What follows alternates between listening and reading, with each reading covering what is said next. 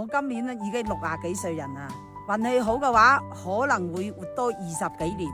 如果運氣唔好嘅話咧，可能隨時都會走，因為身邊有一小部分嘅60後、70後嘅老同學、老朋友已經提前離開啦。更令人扎心嘅係，哪怕我係可以活到80歲，但係只剩下16年嘅時間，而且有質量嘅生活可能剩唔到有10年，因為人到咗70歲之後呢，身體就會出現各種各樣嘅小問題，腿腳呢可能就唔好使啦，又唔可以出去旅遊啦，胃口呢就可能唔好啦，又唔可以享受各種嘅美食啦，身體更加容易出現疲勞，對各種各樣嘅事都提唔到興趣啦。所以呢，我依家該食就食，該飲就飲，想去做乜嘢呢，我就去做乜嘢。畢竟都60幾歲嘅人啦，開心快樂過好每一天，哪怕自己有啲係人哋睇唔慣嘅習慣，我都唔願意去理佢啦，隨便啦。人生已經過咗大半世，要善待自己。朋友們，認真過好每一日先係生活嘅本質，